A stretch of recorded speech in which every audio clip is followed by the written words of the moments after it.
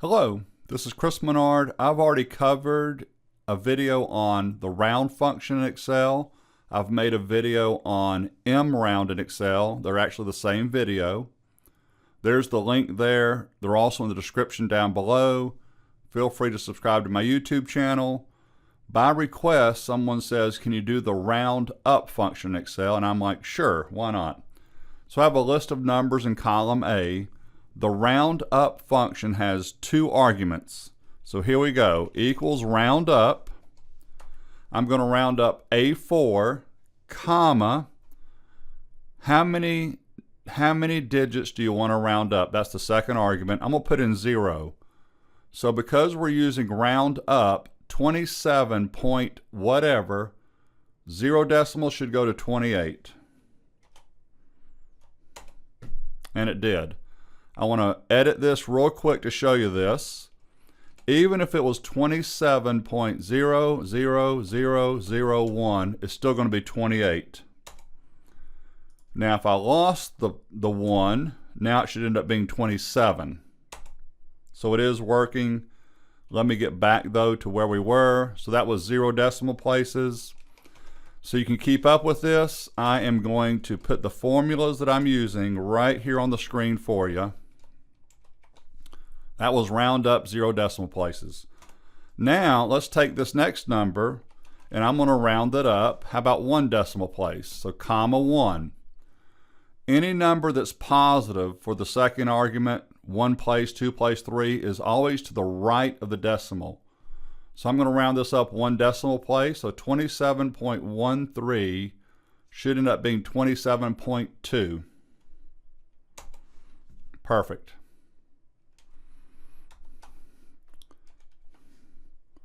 The next one, I'm going to take 2 decimal places. So there was 1.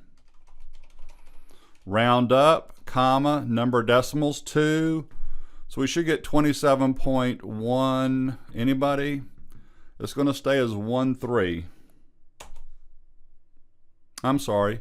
It went to 14, and I know why now. If I click that number, I know you can't see it displayed. This is a good example in A6. Look up in the formula bar, it is 27.130003. So that is correct that it's now 14. If it didn't have the 3 up in the formula bar, it would be 13. Back here, there we go. So I did 0, 1, and 2 decimals. I could keep going with 3 and 4. But now let's go the other way. Let's go, instead of to the right of the decimal, let's look to the left of the decimal place. So equals round up, still sticking with round up. Just to start off easy, I'm going to go 0. Again, this should end up being 28,835. That's exactly right.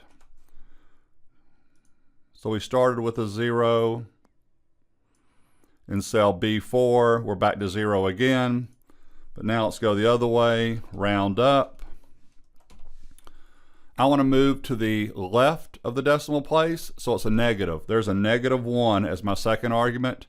So I should end up with 28,840. And I do.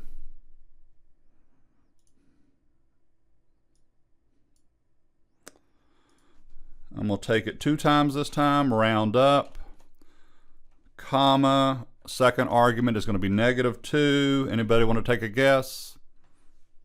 Hopefully you said 28,900 because we're 2 places to the left of the decimal. Again, that is a round up. Cool little trick here. I think you realize, okay, the second argument, if it's a positive number, it's going to the right of the decimal. If it's a negative number, it's going to the left of the decimal. I want all my numbers on this example to end with a number 9, but no decimals. So that's still going to be a round up, comma, -1 minus 1.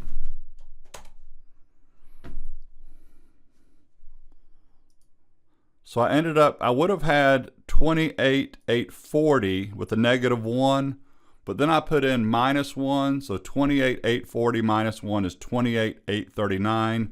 Let's test that real quick.